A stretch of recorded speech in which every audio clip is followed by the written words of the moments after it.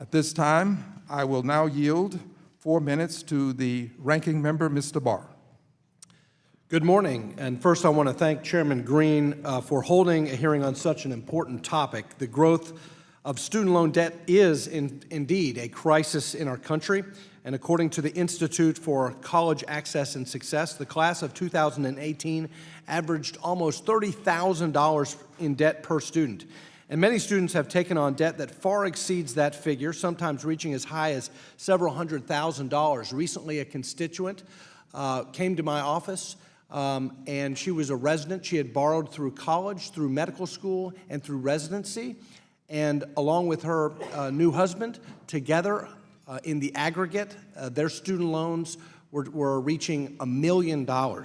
And I'm sure we've all heard from constituents who are dealing with student debt by postponing things like marriage and buying a home. So this is a complex problem, and we cannot address the higher ed crisis without an honest conversation about the causes. Since 2010, when President Obama nationalized the student lending industry, the Department of Education has become the largest consumer lender in our country. New loans are disbursed faster than outstanding loans are being repaid. And student loan debt has reached an all-time high of $1.5 trillion. The number of federal borrowers since the government's takeover is up 51%. A significant portion of that debt is at risk of default.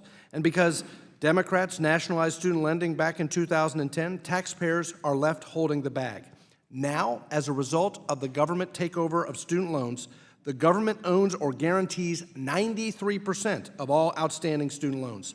So we must address major issues facing the current system. There are currently no underwriting standards to measure the level of risk for student loans.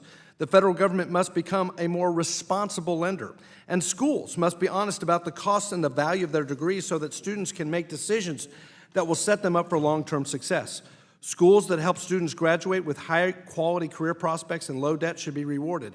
And students must have access to data and advice that will help them to be responsible consumers of education. We are here today to address a small aspect of the student loan system, loan servicing companies. I think these companies would be the first to admit that they should always strive to do better with respect to advising student borrowers of all their options. But for the most part, these companies are simply abiding by the terms of their contracts with the Department of Education. The servicers do not set the terms of the loan. The servicers do not set interest rates for the loan.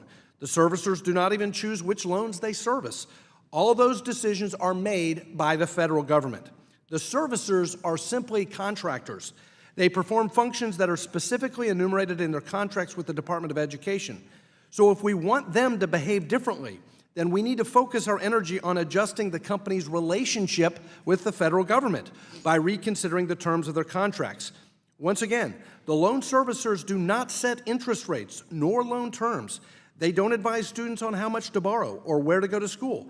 They don't set the cost of tuition. They don't help students choose their majors or decide whether to go to graduate school. If we're going to talk about the growth of student debt in this country, then those are the issues we need to discuss.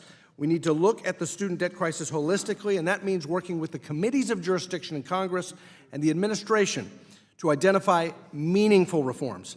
This is not an issue that can be addressed solely at the federal level.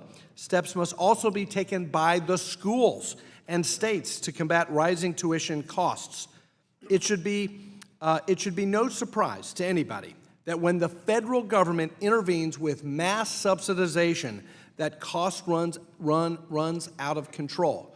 What you subsidize is what you get, and we are getting a lot more debt because the government is subsidizing it. I welcome our witnesses and thank them for appearing today and for all their work in this area. I yield back.